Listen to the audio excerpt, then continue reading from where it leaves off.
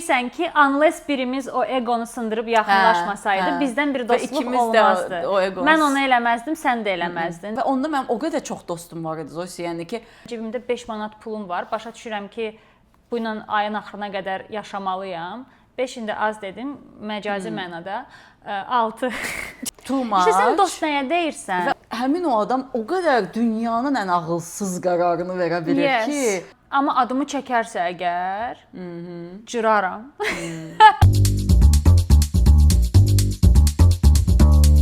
Yol boyu sizə gələnə kimi bir dənə şey fikirləşdim. Aha. Səndən soruşmaq istədim. Bu yol o qədər qısadır ki, elə də sual elə də dərin olmadı. Deyəcəkdim ki, nə boyda yol gəlmisən ki, düşünməyə vaxtın olub. Sual çox dərin olmadı. Mənə prosim artıq ki, instantlar haqqında nə fikirləşirsən? Instantlar haqqında, mənim marağım itdi. Hə? 2 gün paylaşdım instant.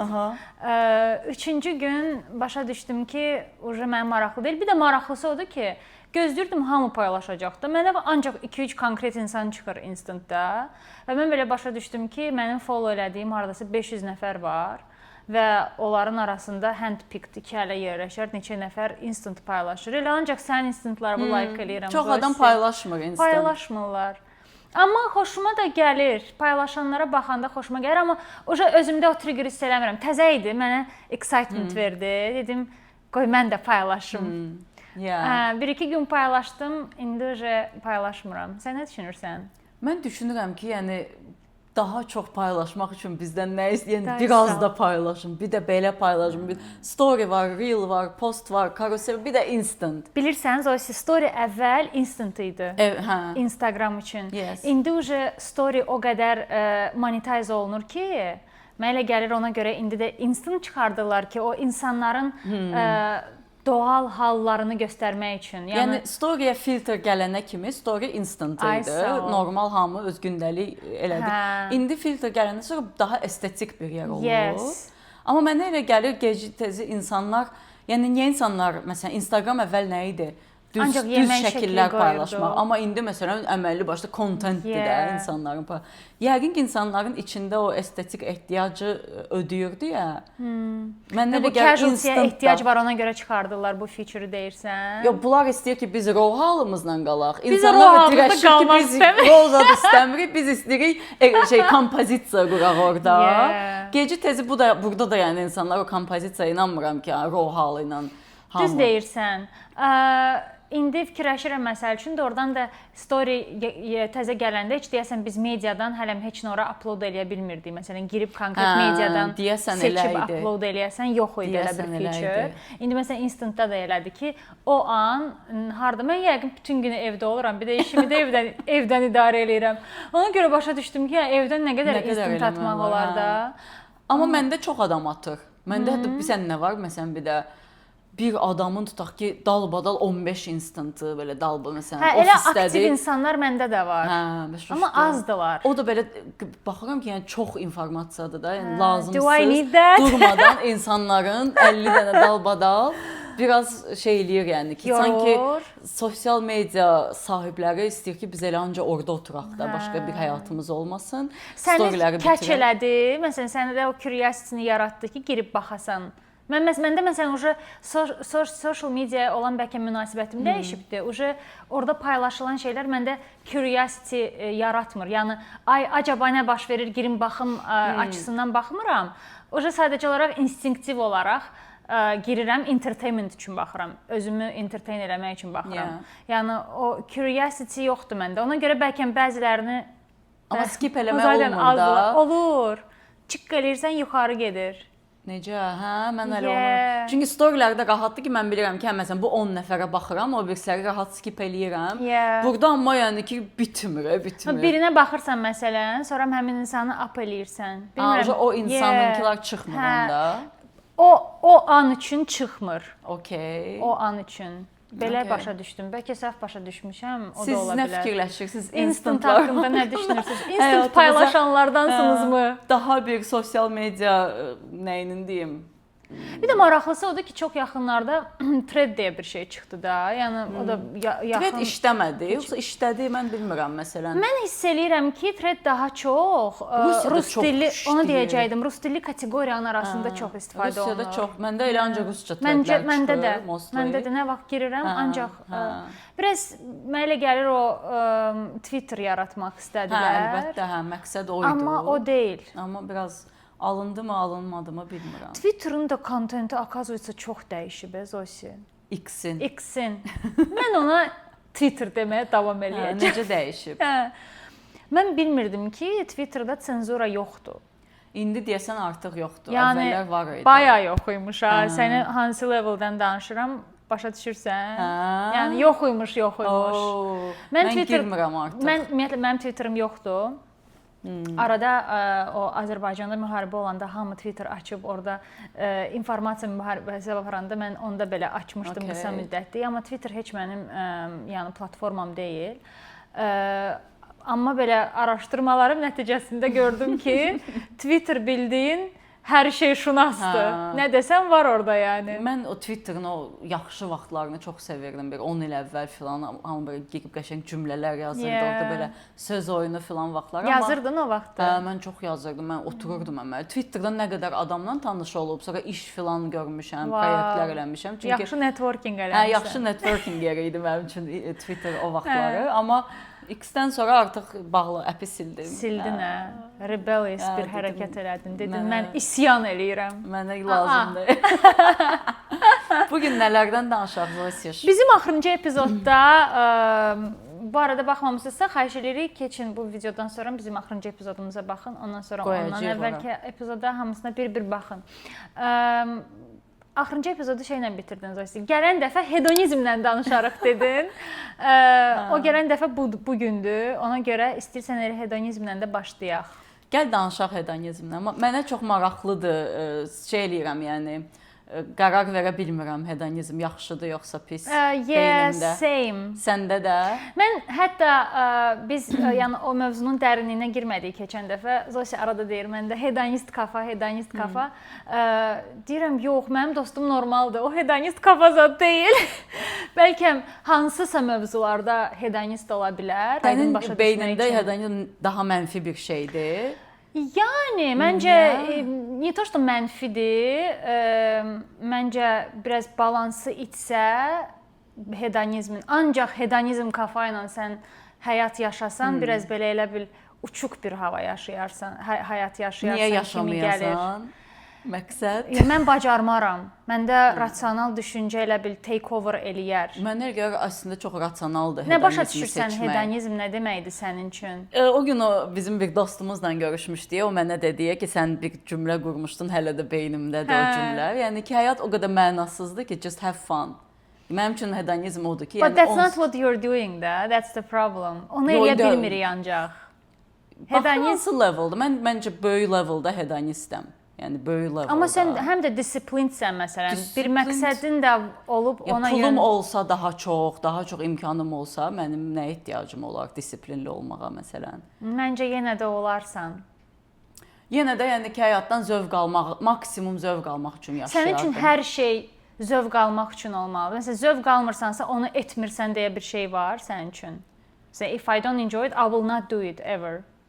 Bilirsən necə baxıram Zosi buna? Məsələn, bizdə bizim mədəniyyətdə, postsovet ölkələrində ümumiyyətlə hedonizm ayıblanan bir şeydir. Bizə kef eləmək bizdə pis sözdür. Tüfeyli həyat yaşayır deyirlər. Sovetlərdə bizi ona öyrədirdilər ki, işdə, kolxozda pambıq yığ, kartof ək. Hamı necə sən elə. Həyatın bundan ibarət olur. Zövq almaq, əylənmək bunlar pis şeylərdir. Yəni əyləncə bizim dilimizdə belə, dilimizə oturmur da. Yəni çox işlətdiyimiz bir şey. Çünki biz o sovet təfəkkürü ilə böyümüşük ki, elə işləməlisən və çox az. Və eyni zamanda dinlər də bunu eləyir də. Yəni insanlarda şey yaradır ki, bu həyat sınaqdır.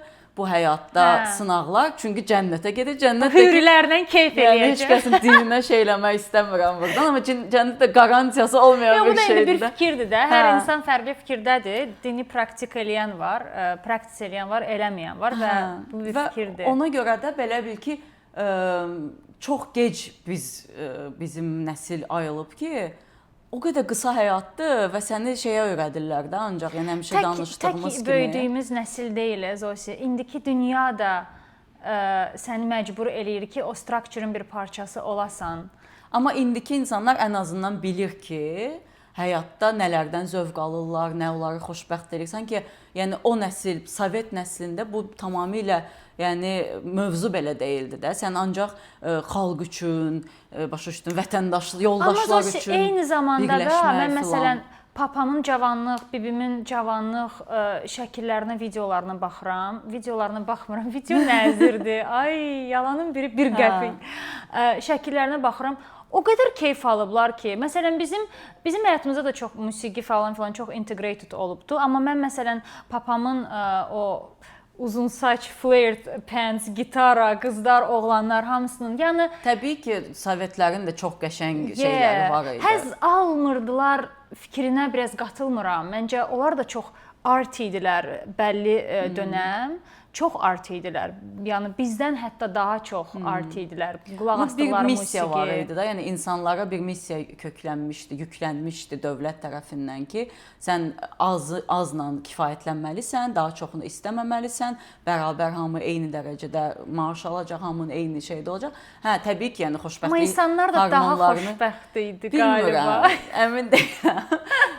Mən kimi dindirirsən, deyir Sovetin vaxtı belə deyil idi. Yəni Sovetin vaxtı elə idi, Sovetin vaxtı belə idi. Yəni başa düşürsən ki, okey, o insanlar onları da görüblər, indiki dünyanı da görürlər və müqayisə edəndə bəlkə indi o generation bu dünyaya çox rahat integrate eləyə bilməyib, o da bir səbəb ola bilər buna.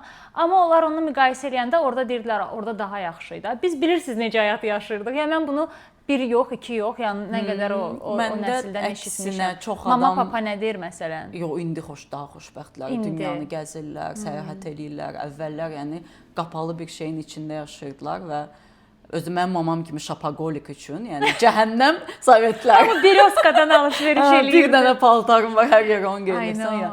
O mənim anamın xoşbəxtliyi o deyildi məsələn. Bu haqda məsələn bir dənə modern filosoflardan biri var, Jeremy Bentham. O deyir ki, sizə də maraqlıdırsa, deyir insanın iki forması var. Ya əzab çəkmək, ya da həzz almaq. Yəni bizim main iki dənə elə bil ki, funksiyamız var da, şeylə bağlı, yəni xoşbəxt olmaq ya da əzab. Pain or satisfaction, joy, whatever. Və o deyir ki, yəni ki, ən böyük xoşbəxtlik, yəni dünyada gəlib çatılacaq və cəmiyyətlərin o xoşbəxtliyidir ki, sən elə eləyəsən ki, ətrafındakı hamı xoşbəxt olsun və sənin həyatdan hedonist olaraq yaşamaq da o nöqtəyə ancaq o an çata bilərsən ki, hamı ətrafında hedonist olsun və hamı ətrafında tutaq ki, o xoşbəxtliyə çatsın. Amma bunu mən çox qatılmıram bu fikrə, çünki indiki dövrdə xüsusilə bu biraz sosialitedən asılılığa gətirir. Sosial media ilə filan görə bilirsən ki, yəni o xoşbəxt olub bizim həmişə dopamindən danışdığımız kimi də, yəni ki, hər zamanı daha çox həzz, o zaman həzz hissin sənin başlayır donmağa və sən artıq həzzi də ala bilmirsən heç bir şeydən. Yəqin ki, ona görə mütləq lazımdır ki, həzzin yanında dediyin kimi də, yəni başqa şeylər də olsun, yəni disiplin olsun, məqsəd olsun, mission olsun, həyatda bir anlamın olsun, bir spiritual bir varlığın. Yəni çünki deyir indiki bu dövrdə daha çox hedonizm yayılıb, indiki cəmiyyətdəki nəsillər daha çox sadəcə öz bədəninə zövq vermək üçün. İşte mən orada o fərqi görə bilmirəm. Mən biraz o fərqi anlamağa çalışıram. Çünki məsələn, o kiçik xoşbəxt mənim anlayışımda nədir də, pis bir, negativ bir task var. Negativ də deməyim, eləmək istəmədiyim bir task var. Bir var, sən deyirsən ki, mən bunu eləmək istəmirəm, bu mənə zövq verməyəcək və sən onu eləmirsən ümumiyyətlə. Bir də var, sən deyirsən ki, okey, mən bunu eləyəcəm ki, sonra gedim, nə bilim, özümə $1000 saatı alım, let's say.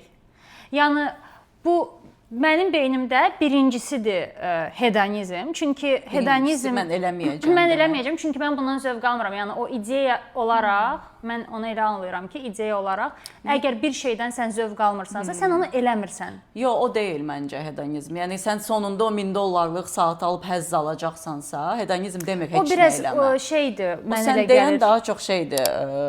Rewarding bir yanaşmadır. Hedonizm deyil.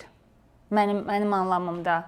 That's not how I see it. Hedonizm sənin anlamında nədir? Heç bir şey eləməmək. Ancaq həyatda enjoy elədiyin, literally enjoy elədiyin şeyləri eləmək. Yox. Nabarot odur ki, bütün məqsədlərin sonunda enjoy etməyinlə bitsin. Məsələn, bizim dinlər ona gətirmir də. Yəni ki, bizə demir ki, tutaq ki, həyatdan zövq al. Bizə deyir ki, əziyyət çək, nə bilim, ailələrdə 10 dənə uşaq elə. Hedonizmin literal definitionuna baxım. İnsan həyatında əsas məqsədin həzz almaq, zövq və məmnunluq və əziyyətdən, narahatlıqdan qaçmaq olduğunu deyən fəlsəfi anlayışdır. Mənə nə yaxşı hiss etdirirsə, ona yönəlirəm, nə pis hiss etdirirsə, ondan uzaqlaşıram. Gündəlik dildə isə hedonizm adətən belə başa düşülür. Anlıq zövqlərin arxasınca getmək, komfortu həddindən artıq prioritet etmək, özümü yaxşı hiss etmək üçün qərarlar vermək, bəzən luxury alış-veriş, parti, yemək, impulsiv həzz axtarışı ilə əlaqələndirilir. Amma fəlsəfi mənada bu təkcə party life deyil, emosional rahatlıq, sakitlik, hətta ağrıdan qaçmaq da hedonizmin bir forması ola bilər. Məsələn, stressdəyəm, bahalı çanta alıram, özümü yaxşı hiss edirəm, sonra yenə təkrarlanır. Eyni loop elə bil təkrar gedir. Darıxıram, telefonu scroll edirəm, dopamin gəlir. O da, yəni ki, özünə əziyyətə verməmək üçün. Çətin söhbətdən qaçıram, çünki diskomfort var. Bu da bir növ pain avoidance hedonizm ola bilər. Hamısı bizdə var. Hamısı, nə desəm var. Gözəllik desəm məndə. Hedonizm, pleasure seeking plus pain avoidance. Yəni, pain avoidant insan ona diskomfort verəcək işə atılmaz.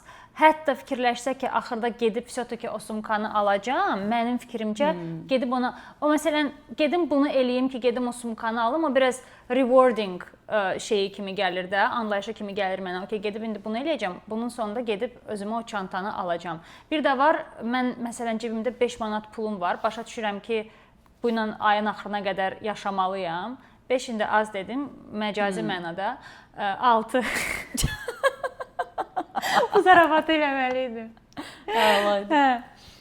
I don't care, mən ayın axırına qədər acından öləcəm. Gedirəm o sumkanı alıram ki, 6 manata sumka yoxdur, konu yenə də məcazi mənada. Mən belə başa düşürəm. Mən elə başa düşmürəm. Mən belə başa düşürəm ki, bunun fəlsəfəsi odur ki, ali məqsədin zövq almaqdır həyatdan. O daha məqsəd yönlüdür. Amma hər adamın ali məqsədi zövq almaq deyil də. Başa düşdün, bəzi adamların həyatı paylamaqdır, bəzi adamların həyatı nə bilim kimlərəsə təhsil verməkdir, xeyriyyələrdir filan. Amma hedonist adamın ali məqsədi odur ki, mən və mənim komfortum.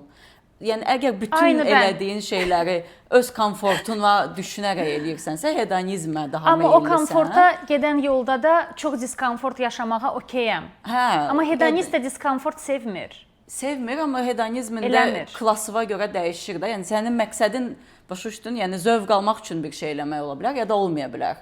Hedonist məqsədi zövq almaq olan insandır. Zaten hamı onun üçün eləmir. Hamı onun üçün eləmir, yox. Necə yəni?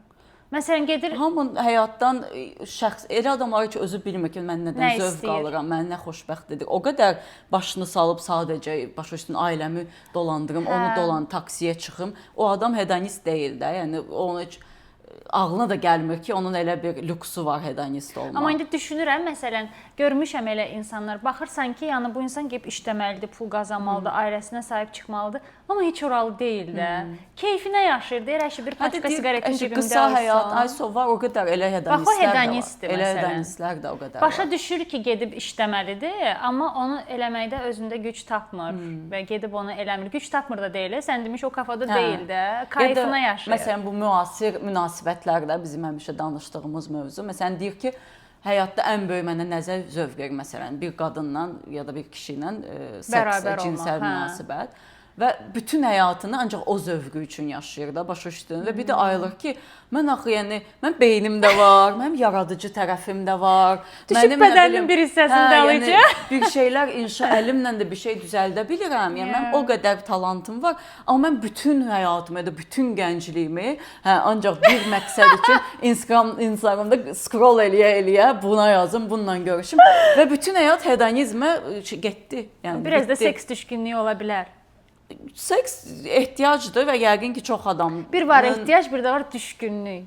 Qatılmıram. Məncə o da bir aydınlanma levelına görə dəyişir. Deyirsən daha nə qədər aydındır, o qədər çox düşkündür. O qədər artıq yəni bədəni ilə vəhdətdədir ki, anlayır ki, ən çox istədiyi şey budur. Amma ona gəlib çatmağına qədər qarşında mindən mane olur deyə. Amma o biraz escape də ola bilər. Nə? Məsələn, bir çox insan o elə quick sex-də prosta escape də tapa bilər. Məsələn, həyatında hər şey çox pis gedir, let's say, və nə bilim arvadı evdə söyür deyir, sən kasıbsan, pul qazanmırsan. Onlar hedonist deyil. Arvadı evdə söyür. Arvadı 100% deyil. Amma kişi məsələn o komfortu gedir qıraqda elə tapır da. Yəni o biraz escapism kimi də ola bilər ki, həyatında hər şey pis olanda deyir ən azından işləyən bir şey var da, gedim oyuna nəsə eləyim. O da escapismin bir yoludur. Əslində hedonizmin elə gətirib çıxartdığı yer escapismdir, deyir. Ki çünki Instagramda, yəni ki biz Instagrama giririk ki realitydən qaçmaq. Bir də ayılırsan ki sən ancaq escapismlə, televizora baxırsan ki başın qarşısın, bilərsən ki sən escapism elədin və tutaq ki özünü mənəvi tərəfini inkişaf etdirmədin və elə ancaq deməli hedonizm yaxşı deyil də. Yox, baxır hansı leveldə, yəni xaosa apardığı leveldə yox, amma özünün fərqinə varmağın və həyatda o qədər az sənə nə bilim xoşbəxtlik verən şeylərin olduğunun fərqinə vardığında hedonizm is great for me məsələn. Mən başa düşürəm ki məncə mən heç hedonist kafada deyiləm. Məncə sən çox hedonistsən. Doğrudan. Really elə görsən. Sən çox komfortova düşkünsən, özünə düşkünsən. Amma çox diskomfort mənə hiss elətdirən işlərə də gedirəm Zosi. 2 gündür özün görürsən, gecəm gündüzümə qarşı. Çox demərəm, çox gedirsən də. Çox getmirəm, yox, çox getmirsən. Komfort levelında gedirsən. Yəni çox ki səhər 6-da durum gedim, daş daşıyım deyilsən. Yox. Bir də məqsəd yönlü biraz düşünürəm. Bəlkə onların içində ən komfortlusunu seçirsən də, başa düşdün? Which is normal da. Which is hedonist. Arkadaşlar, mən hedonistəm. Yenə biz danışa bir nəticəyə vara bilmədik. Yox, yəqin ki, hedonizmin yaxşı tərəflərinə mən sevinirəm ki, biz gəlib çatmışıq. Onu deyə bilərəm ki, finally it's fine, başa düşdün? Əvvəllər ayıblanırdıq, Zosi. Buna baxıb bütün günü gəzir, bu da elə səyahətdədir. Hətta indi də o valideynlərin o reellərdə olur, uşaqlarına gəlir. Ancaq gəz, boş-boş işlərlə məşğul, nə bilim nə. Halbuki, yəni ki, o qədər qısa həyatda edilə biləcək ən yaxşı şeydir də bu özünə nəsə eləmək. Yəni bunun ayıblanması da mənə anormal gəlir ki, biz həqiqətən bunun ayıblandığı bir cəmiyyətdə böyümüşük vaxtı ikən. İndi elə deyil, yəqin ki, indi artıq bizdə də toy. Bir də o hard work eləyən insanları həmişə gözümüzdə belə böyüdüblər. Sənə nə var, sən heç nə, o var, o 24 saatın 20 saatını işləyir və o belə gözdə yaxşısı odur da. O nə yaxşıdır ki, salaqdır 20 saat işləyirsən. Mən yuna look up eləyim ki, həyatı yoxdur, dostu yoxdur, bir şey yoxdur, bütün günü işləyir. O bir səninlə bir dənə çox işləyir. Wow. Bütün günü əziyyət çəkir, əzab çəkir. Mən onları elə bu adam var, bütün günü əziyyət içindədir, ağrı içindədir, xoşbəxt deyil. Bu niyə prez olmur? Bu məsləhət bizə şey göstərilir ki, belə olmaq lazımdır. Yox be. O 20 işdirsən 21 saat işlə. Dəlilidir də, o başqa bir dəlilidir. Yox. Bizim normalımız ola bilməz. Asan yolunu tapmaq lazımdır. Xahiş edirəm, bizə subscribe olun. Çox az qalıb, 500-ə çox az qalıb.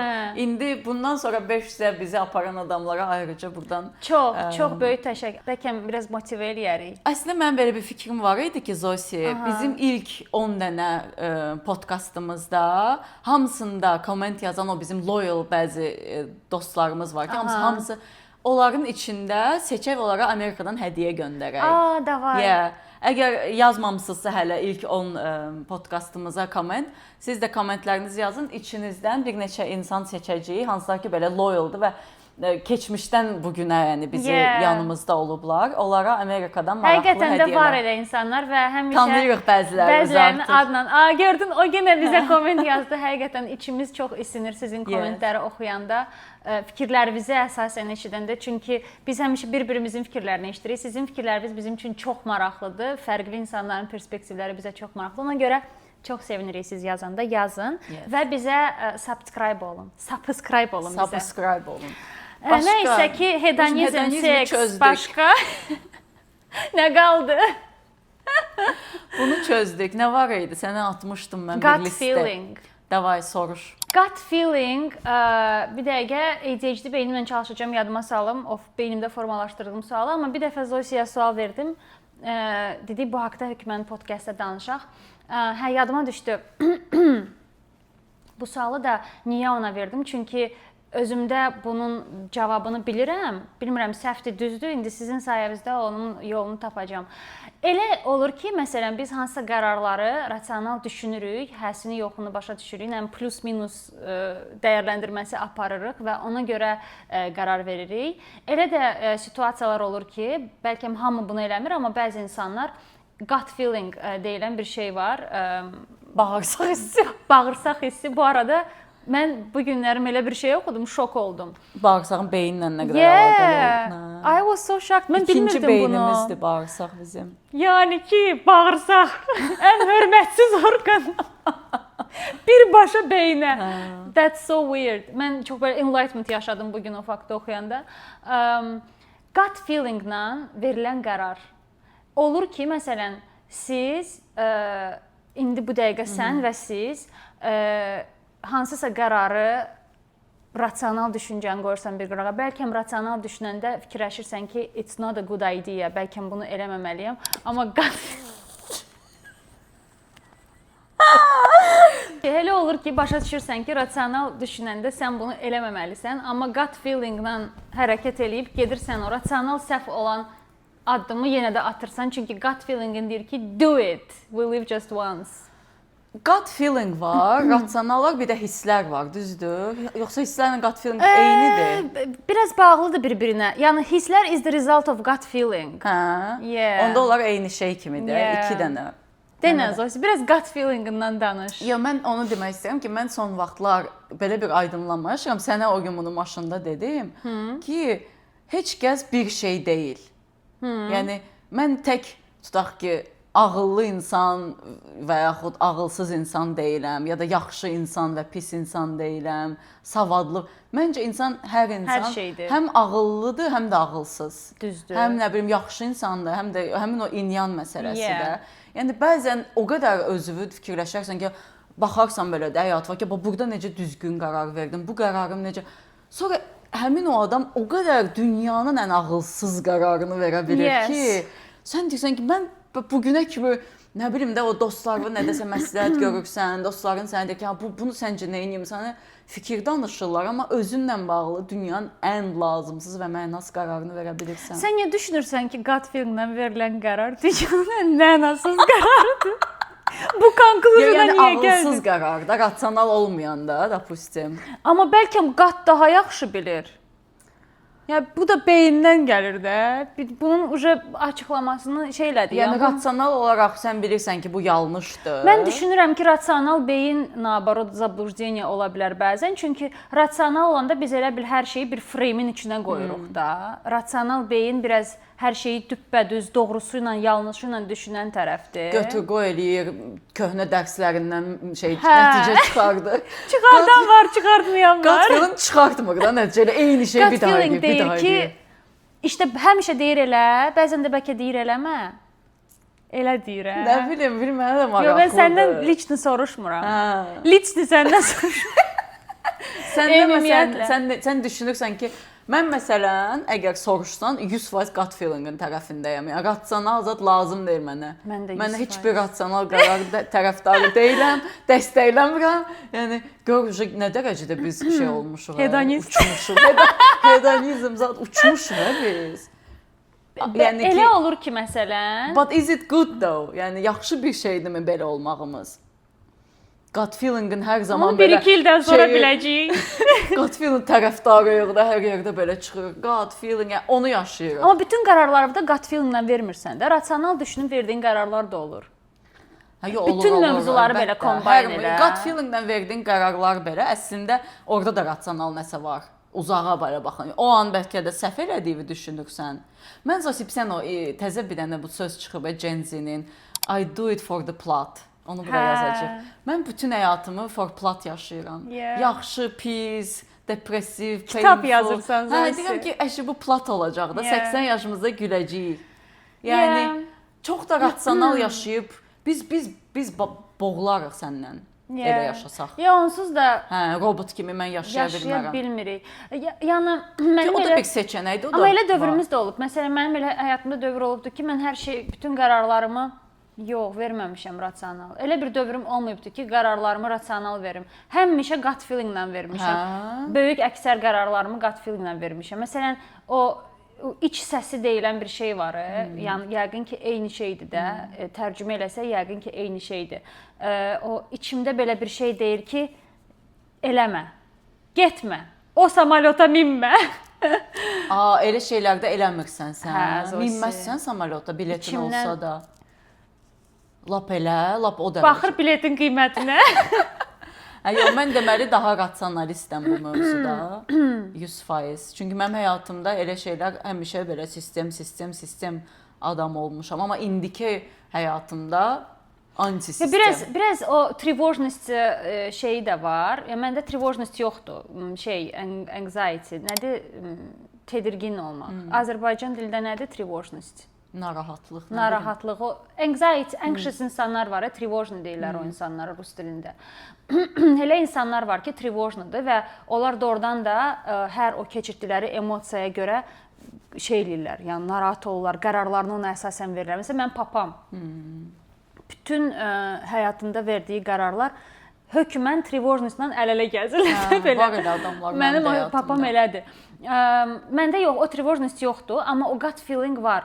İndi abartdım, gut feelingimin sözünə qulaq asıb samalyota minmərəm deyə bir şey yaşamamışam indiyənə qədər. Ona görə indən sonra yaşayaram, yaşamaram bilmirəm, amma hal-hazırda elə bir şey yoxdur məndə. Amma məsələn, nə bilim, mən işdən çıxdım, məsələn, IT-də işləyəndə. İşdən çıxmadım, işdən atıldım. Kaş özüm çıxardım. Bax, işte məsələn, görsən, o şeylərdə biz həmişə elə gedirik, yəni. With the flow. Və başa düşdüm ki, mən bir də o işə qayıtmaq istəmirəm. Amma məsələn, mənim gut feelingim mənə deyirdi də işdən çıx. Mən çıxmırdım. Gedirdim elə. Mənim də gut feelingim deyirdi. Dümdüz gedirdim o sistemin içində. Gut feelingim deyirdi ki, xoşuma gəlmir də, bunu niyə eləyirsən? Amma məndə heç vaxt o şey olmayıb, cəsarət. Ki özüm çıxım. Deyirsən ki, qoy. Məsələn, gut feelingim mənə deyir ki, köç New York-a. Sən bir dənə sual verin. Köçmürük. Sən bir dənə sual verin. Bax, bu çox maraqlı patterndir. Mən bugün bu haqqda danışmışam, çünki harda başqa podkastda? Yox, danışılacaq mövzuların içində onu da yazmışdın və bu maraqlıdır. Məsələn, görəsən sən bunu başqa şeylərə də apply edirsən. Məsələn, deyirsən ki, sən gözləmirsən ki, sən özün gedib çıxmırsan işdən. Sən gözləyirsən ki, sənin atsınlar işdən. Çünki это komfortnее də, rahatdır, daha rahatdır. Yəni elə bil ki, rahat yox, yəni məntiqlə anlayıram ki, bu dəqiqə mənim işdən çıxacaq şəraitim, imkanım yoxdur da.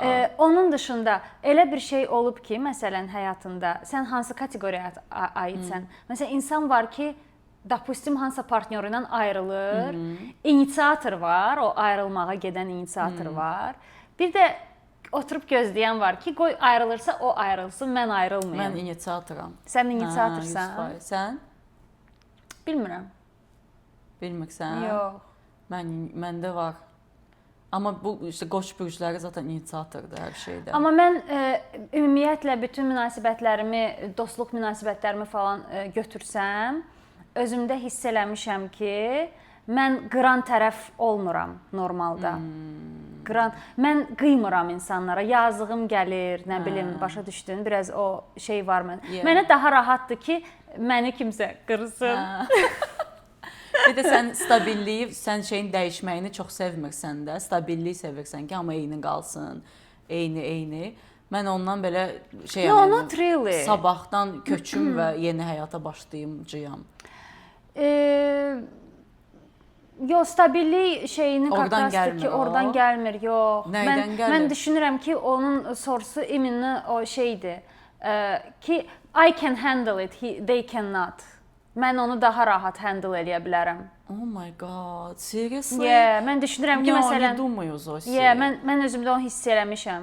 Yəqin öyle bir şey bəlkə yaşamamısan. Mən o dostumu atsam, o daha çox üzüləcək. Qoy o dostum məni atsın. Amma sən təsəvvür elə ki, sən bir münasibətdəsən, hardakı qarşındakını sevmirsən və heç bir hissin yoxdur və yox, sevmədiyim münasibətdə qalmaram. Və sən yəni ki, o üzüləcək deyə o həyatı yaşamazsan da. Onu eləmərəm. Onu eləmərəm.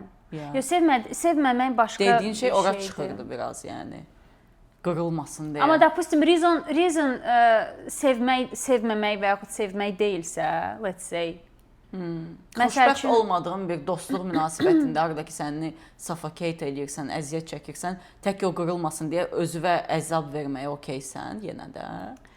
Yox, onsuz da gedəcək ora anyways. Yəni mən inanmıram ki, illərlə sən oturub yəni suffocating şeydə dostluqda distance-ımı saxlayaram, amma üzünə demərəm ki, məsələn, bu gündən sonra biz səninlə dost olmayacağıq. Unless o gəlib mənə deyəcək ki, biz bu gündən sonra dost olmayacağıq. And I wouldn't care. I could care less. Amma artıq dost deyilsən də deməli sən. İçimdə o deyiləm, amma demərəm üzünə. Qıran tərəf olmamaq üçün. Amma mənə elə gəlir, şey eləmək, orada o adamı ghost eləmək ilə qırmaqla bərabərdir. Zosi, bu da hedonizmdir, görürsən? Bu da ora diskomfortlu söhbətlərdən qaçmaq. Görsən? Wow. Mən bayağı hedonist demişəm. Var Zosi, hedonizmin gözəl tərəfləri var. Məsələn, buradan o şeyə bəlkə bağlayaq o söhbətə ki, elə dostluq mövzusunda, onu da çünki yazmışdıq ki, bir münasibət sən görürsən ki, dostunla artıq pisə doğru gedir. Sən hardasa cavab verdin də. Mən ümumiyyətlə distance-ımı saxlayıram. Oturub söhbət eləyib bitirməyin mi tərəfdarısan, dialoq halında, yoxsa uzaqlaşmağa? Baxır nə baş verib. Baxır o insan mənə nə qədər əziz və yaxud dəyərlidir. Baxır o insanın mənə verdiyi dəyəri, onun gözündə mənim olduğum dəyər. Yəni bu bir çox faktorlardan asılıdır. It really depends on the situation. Yəni bir mənalı deyə bilmərəm ki, ancaq belə eləyərəm. Bəs indiyə kimi olan təcrübəndə sən hansı tərəf olmusan? Yəni gəl oturaq, danışaq ya da ki məsələn onu elədiyim də olub. Amma nə qədər diskomfort olsa da çox belə sərt hadisələrdə bir dəqiqənin içində kəsib atdığım da olub. Yəni o çox belə sərt bir situasiyalarda sakitcə uzaqlaşmaq da olub. Amma mənim xətrimə dəyilməsə əgər və yaxud mənim doğmalarımın, əzizlərimin xətrinə dəyilməsə, mən durduq yerə, yəni insanı üzəcək bir şey etmərəm. Yəni onu bilirəm ki, o üzülər mənə desəm ki, mən səninlə bundan sonra heç bir münasibətdə olmaq istəmirəm. Mən də onu heç vaxt eləməmişəm dostlarıma, heç kəsə. Mən sakit uzaqlaşmağın tərəfdarıyam. Bax, mən də sakit uzaqlaşmağım. Yəni artıq getmirsə bu münasibət harasa. Bir də o şey də məndə yoxdur, yəni ki, o certainty kiməsə qarşı ki, mən bir də səninlə danışmaq istəmirəm qədər heç bir dostumdan indi kimi əmin ayrılsam da o dostumdan, o əminliklə ayrılmamışam. Bax, bunu yaxşı dedin. Həmişə belə bir şeyim qalıb ki, görəsən 5 il sonra, 3 il sonra. Nə olacaq? Düz deyirsən. Bax, bunu indi deyirsən, məsələn, başa düşürəm ki, mən də eyni fikirdəyəm. Yəni, certainly deyə bilmərəm ki, bu bundan sonra həmişə belədir. Amma elə adamlar olub mənim həyatımda ki, demişəm ki, bununla bir daha never ever. Onu deməsəm də, amma elə dostluqlarım olubdur ki, çox uzun müddətli olublar və artıq nə bilim 15 ildə həyatımda yoxdular ümumiyyətlə.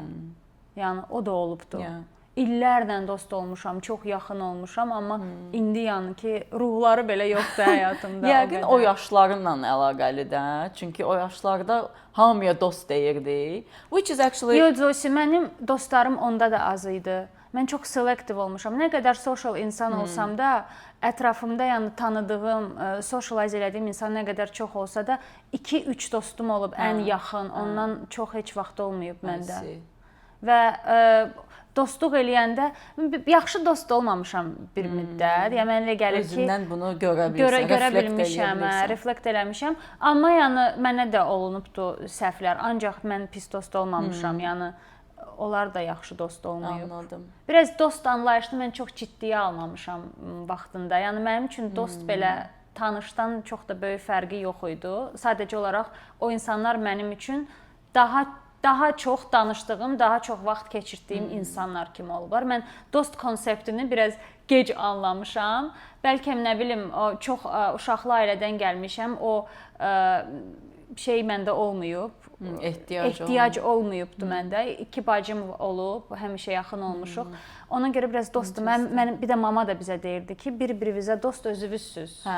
Biraz onun da bəlkə influensu olub. Ona görə məndə tam tərsi anamın da daha çox dostu. Anamın tək uşaq olub deyə, bacısı, qardaşı olmayıb. Dost bizim evdə elə bil ki, ən önəmli şey. Qohumdan daha çox dost ailəsi idi. Atamın dostları, anamın və onların belə birlikdə dostları filan. Ona görə mən çox belə dostcanlı böyümüşəm və uşaqlıqdan çoxlu dostlarım olub filan. Bir də bacın da olmayıb da, yəni olduğun sibling də sənin adına Polu deyil, o da var. Yəni bəlkə məsələn bir bacın olsaydı. Amma mənim oğlan dostum daha çox idi. Məsələn 10 oğlan dostum var idi, 3 qız dostum var idi. Mən daha çox oğlanlarla dostum. Mən heç oğlan dostum olmayıb. Niyə oğlan dostun heç olmayıb? Çünki Zosi normal deyil idi. Mən Sumqayıtda oğlan dostum olamazdı. Bəs universitet illəri, işdə? Universitet illərində işte bilmirəm də ona dostluq demək olar. Daha yaxın bir yerdə gedib gəldiyimiz, universitetə gedib gəldiyimiz uşaqlar olurdu. Qrup şəklində gedirdi, nə bilim qızdı, oğlanı. Amma yəni yaxın dostlarım olublarmı? Not really. No. Yəni oğlan dostum olmayıb. Sən deyən.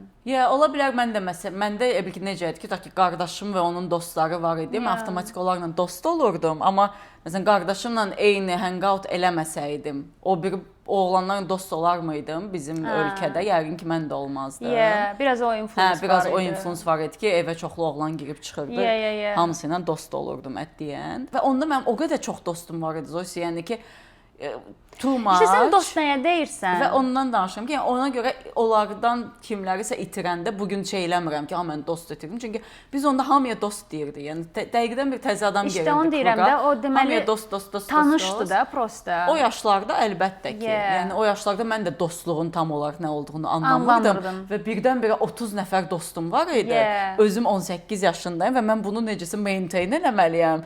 Bunun da sirrini saxlaması.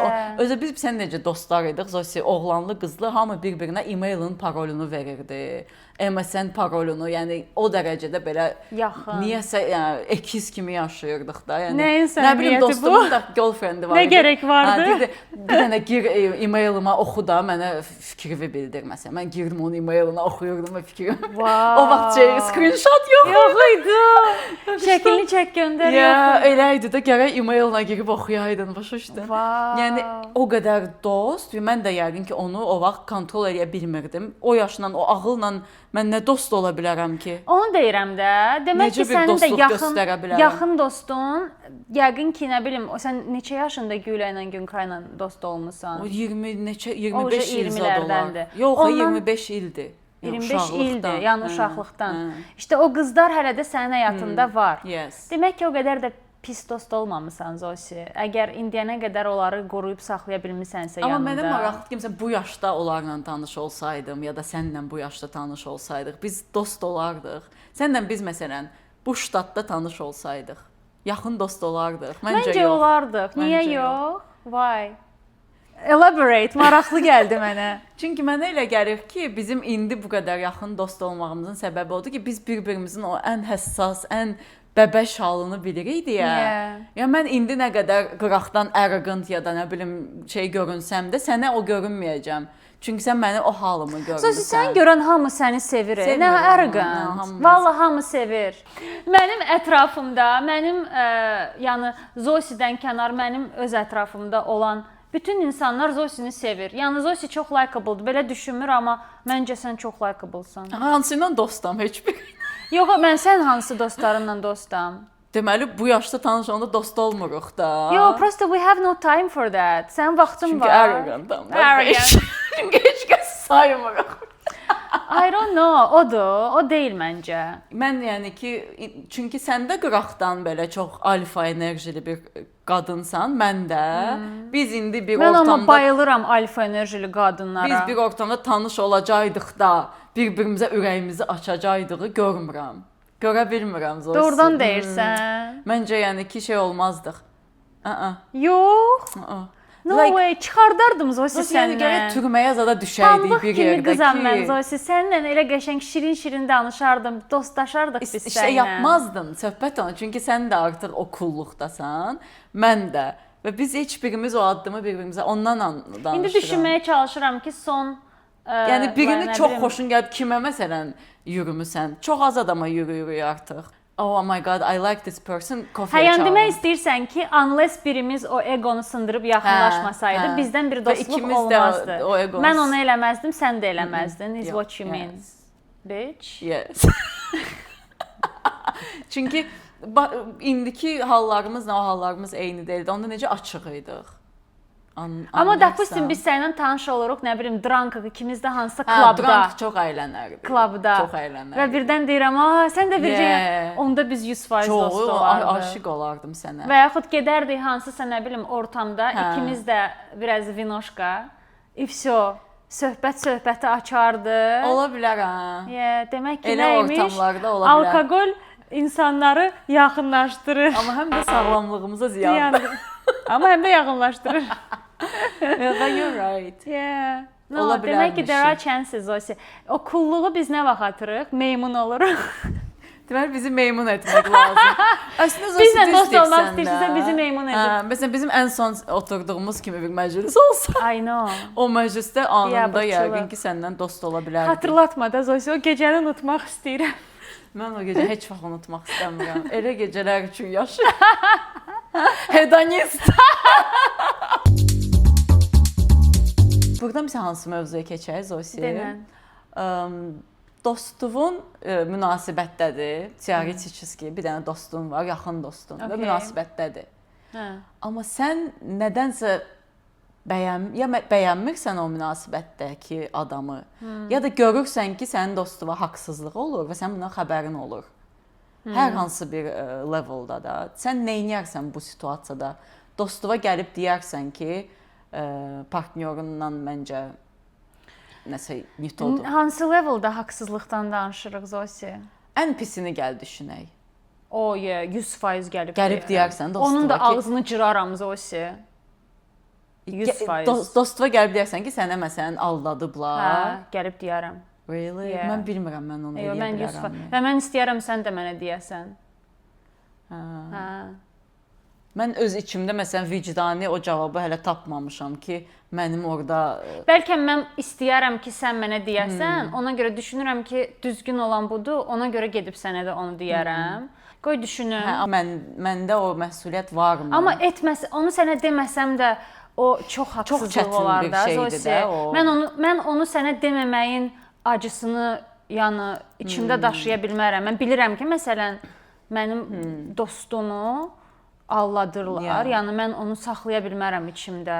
Mənə elə gəlir ki, burada ən yaxşı çıxış yolu ola bilər ki, gedib sənin partnyorunla mən danışıram və onu ultimatum verirəm ki, ya sən gedib deyəcəksən, ya da mən deyirəm. Və o sən demiş, onu da payını verirəm yaxşıca. Amma yəni yenə də qarışmış olursan da. Qıraqdan durub, yəni prosta heç nə olmamış kimi davranmaram. Onu eləyə bilmərəm. Və çox çətindir. Mənə də bu olunsa, mən özümə qarşı bunu bir haqsızlıq kimi görərəm Zosi. Yəni heç kimin sənin də məsələn sən də mənim yaxın dostumsan da. Sənin də üstünə o pressure qoymaq istəmirəm ki, bax sən mənə bunu eləməsən, sən deməli pis dostsan və yaxud. Amma yəni içimdə istəyərəm ki, elə bir şey olsa əgər, sən mənə onu deyəsən. Ya sən dediyin kimi gedib danışasan mənim partnyorumla, deyəsən ki, bax ya özün deyəcəksən, ya mən deyəcəm. Ya da gəlib mənə deyərsən. Yəni bu onsuz da elə bir şeydir ki, bunun gecə tezi var. Yəni onsuz da açılacaq. onsuz da açılacaq. Əgər bir münasibətdə artıq yaxşı, okey.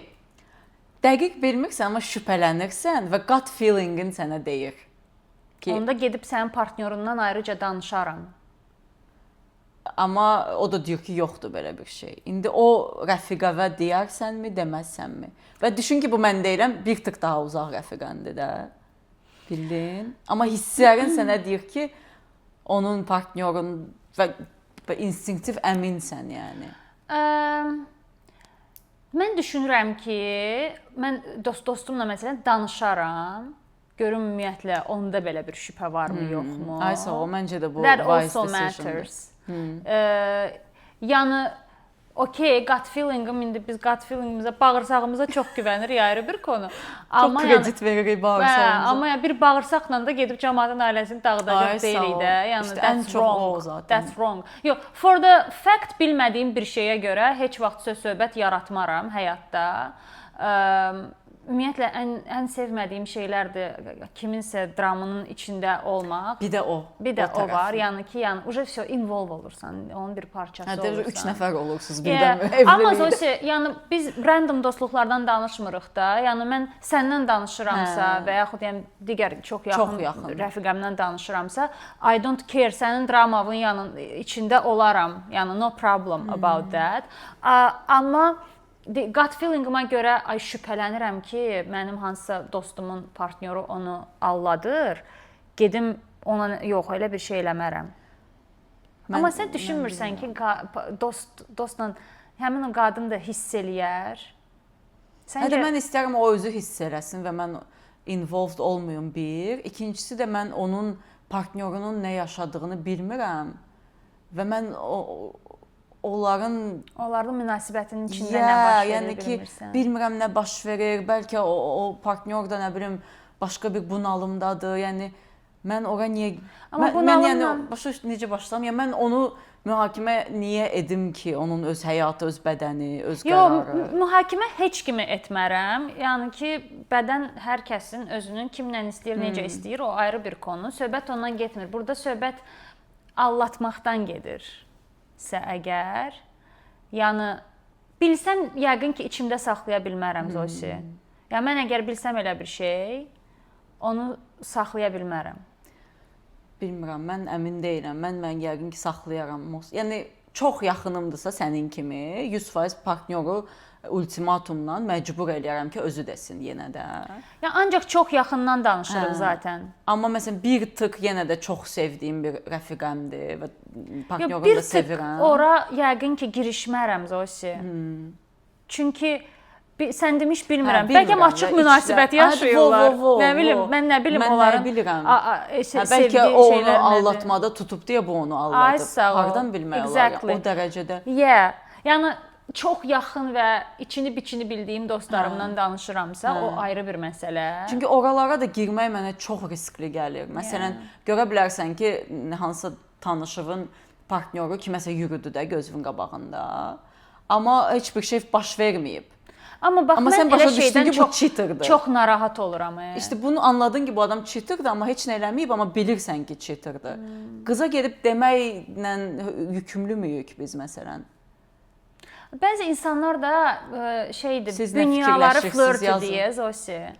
İnsanlar da var ki, normal danışığı da flört eləyirlər. Elə biz. Elə biri biz. Yəni də o da var. Bəzən də orada misunderstood ola bilərəm. Çünki cilvə ilə danışaram. Çünki danışıq tərzim budur. İnsan da fikirləşər, mənlə cilvə ilə danışdı. Xətə orada elə bir şey amacı yoxdur yəni. Sadəcə olaraq elədir, bünyəm elədir. Kimsə deyir, mən bünyəm elədir ki, mən polyamoram. Sən mənim polyamorluğuma mı qarışacaqsan? Sən kim köpəkə gəldi, yenə söhbət dirəndi. I swear. Çox çətin söhbətdir. Yox, yenə də deyirəm, namuslu elə həyat. Əgər bu dərəcədə yaxınlıqdan danışırıqsa, mən bilirəm də. Sən mənə dedin və mən də sənə deyirəm ki, mənə lazım idi bunu bilmək və bizə elə situasiyalar çox olur. bunlar davam edir və podruqaların arası sən ələnirsən. Bu bildi, bunu çıxardaq. Yona da o bit. Hələ yox, yəni ki, sən mənim həyatıma qarışdın və ara-ara sənin dostluğun pozulur.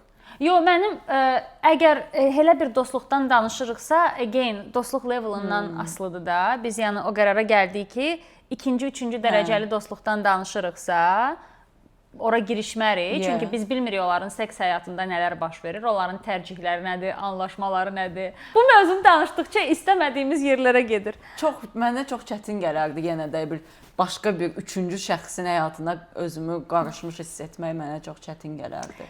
İndiki modern dünyada doğrudan da adam bilmir ki, kim nə yaşayır. Ya da məsələn bilirsən ki, bunlar xoşbəxtdir. Görürsən ki, bu partnyor gedib 3 gün nəsə yaşayıb, başqa yerdə qayıdıb gəlib və yenə xoşbəxtdir.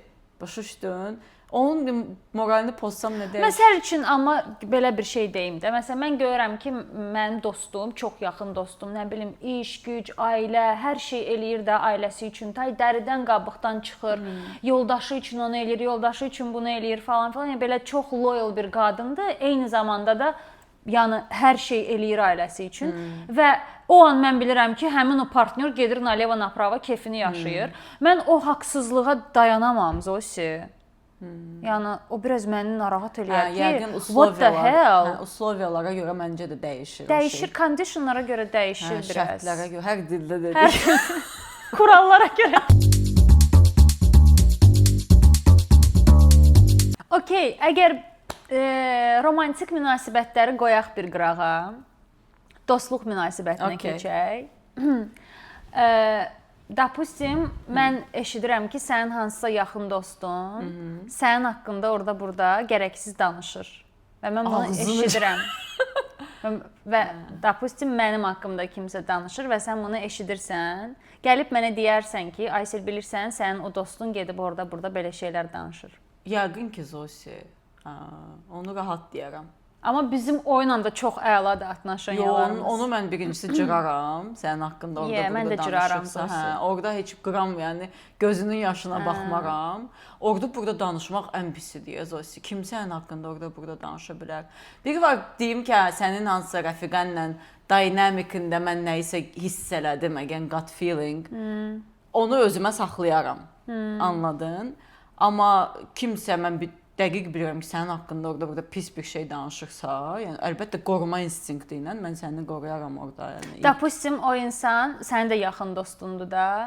Sənin hansısa özəllivi gedir kimlənsə share eləyir. Mənim yaxın dostum mənim özəllimi gedir share eləyir. Və sən bunu Amma mənim tərəfimdən, yəni biri var sənin dalınca pis danışır, biri var sənin regardless, sən onu ancaq o ilə paylaşmısan. Bu sənin özəlindir. Sən dost bilmirsən, sən onunla paylaşmısan. Bəzi insanlar olur ki, onların üzü subtitrlı üz deyirlər buna. Yəni ki, litso subtitrmi. Biz elə insanıq deyə. Biz podkastda belə, yəni ki, üz bir şey deyil, subtitrlar burada başqa bir şey yazılıb yəni. Alt yazıları oxuyun. Yes. Təsəvvür gətir ki, sən bir özəlliyi paylaşırsan. Sənin yaxın dostundur, sən bir özəlliyi paylaşırsan. Bilirəm ki, o gedib başqasına deyib. Допустим, mən öyrənirəm ki, o getdi, kiməsə dedi, kimsə gəldi, mənə dedi ki, o mənə belə dedi, допустим. Mən onda gəlib sənə deməliyəm ki, amma siz çox yaxın dostsuz. Çox yaxınsınız. Sən deməlimisən mənə ki, o sənin haqqında. What do you think? Sən nə düşünürsən? I think I should. Deməlisən. Okey, qoy bir bunu təsəvvür edeyim. Kimsə sənin özəllivi, sənin yaxın dostun gedir, danışır və mən bunu bilirəm.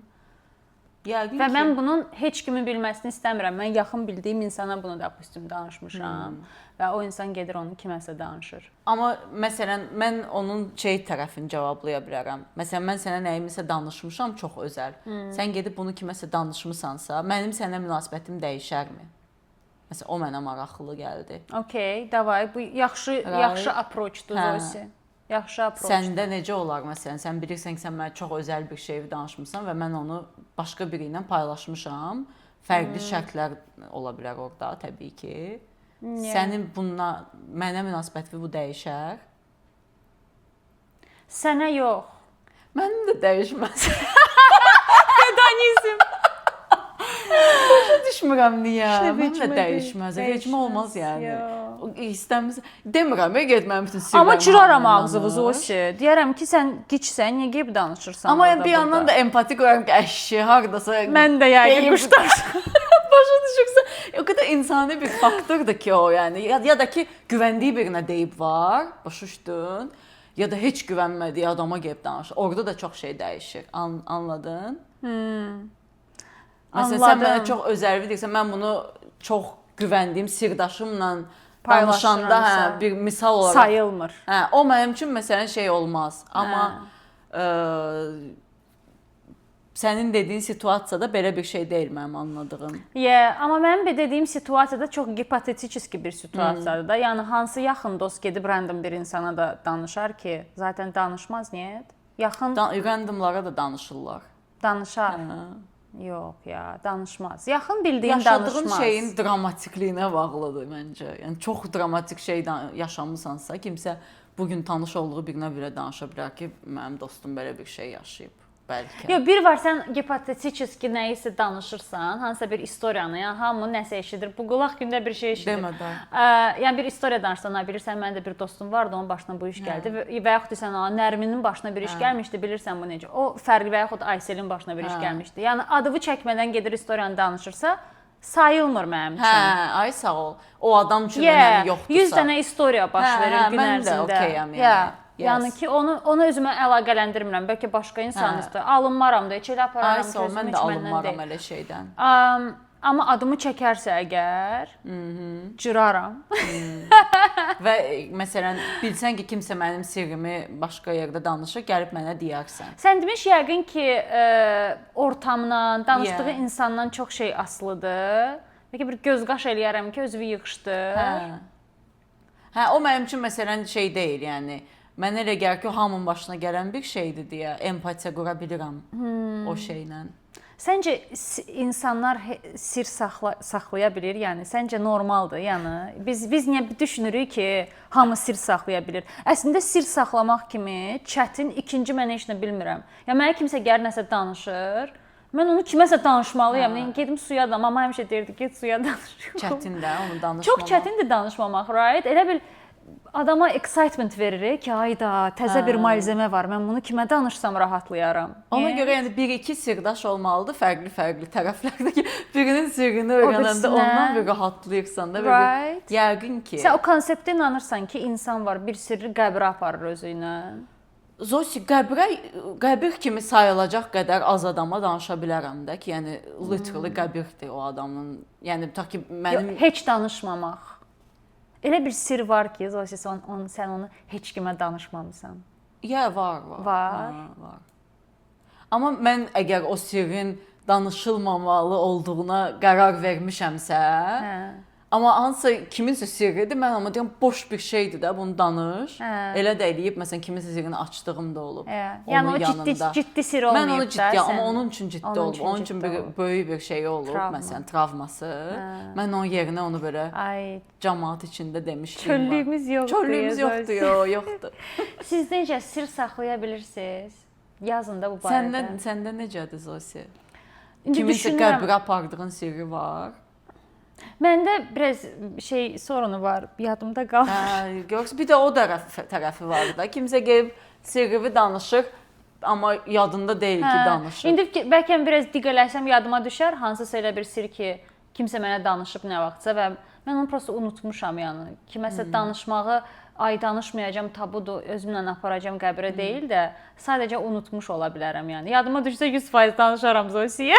Yox, bir də orada çox incə çizgi var məncə Zosi. Yəni biri var sənə sirrini biri danışır və sən onu gedib Əliyə, Vəliyə, Pir Vəliyə, hamıya dalbadal danışırsan, o sir saxlamamaqdır. Amma again, yox, onu eləmərəm. Ən yaxınıva danışmısan və ən yaxınının da bir çox yaxını ilə onu müzakirə eləyibsə, çünki o da elə bir şey yaşayır, məsələn, bir şeydən keçir və bilirsən ki, bu burada qaldı da, çox da yayılmadı. Mən o konseptə inanıram, yəni. Amma indi məsələn düşünəndə yadıma düşür ki, var elə sirlər ki, məsələn, ancaq məndə qalır. Var. Məsələn, başqa podruqamdan nəsə bir sir ola bilər ki, məndə qalar. Onu demərəm və yaxud sənlə nəsə bir sirrim ola bilər ki, o məndə qalar axıra qədər. Onu demərəm. Axıra qədərmi, yoxsa o situasiya yenə müzakirəyə açılanda bir də belə şey yaşanıb. 80 yaşımızda Zosi oturub za kruglum stolikum. Ay Zosi, inşallah. Sirlərimizi açarıq. Tək ki 80-də də podkast aparaq və biz hələ də danışmağa mövzumuz olsun. Görən onda nə qədər subscriberımız olacaq. 500 olmaz da ümid edirəm, daha çox olar. Mən də ümid edirəm. Bizə subscribe olun. Bugün yorulmadan deyirəm, subscribe olun, xahiş eləyirik. Bugün elə bil ki, yaxşı danışdıq və bitdi kimi hiss edirəm. Çox xaotik danışdıq yenə. Amma siz öyrəşmisiniz ansızda. Ümid edirik ki, bəyəndiniz. Bu haqqda fikirlərinizi yazın. Sirlər haqqında, hedonizm haqqında və yaxud həyatınızda elə bir experience bəlkə yaşamısınız. Ad çəkmədən istoriya danışın. Ya da məsələn, ən son dostunuzla yolunuz ayrılanda necə bitdi bu? Yəni səssiz, yoxsa dava ilə, qırğınla? Bizə çox maraqlıdır. Drama çox sevirik. Dava ilə, qırğınla olanları detallı yazın, xahiş edirik. Bugünün emojisini sizə buraxırıq. Ürəyiniz istəyən emojini yaza bilərsiniz. Bugün hərəniz bir ürəyinizdən keçən emoji ilə bizə şərhlərdə sevindirsəz, çox xoş olar bizə. Çox sevinərik. Özünüzə yaxşı baxın, yenə gələcəyik mütləq. Görüşərik. Bye.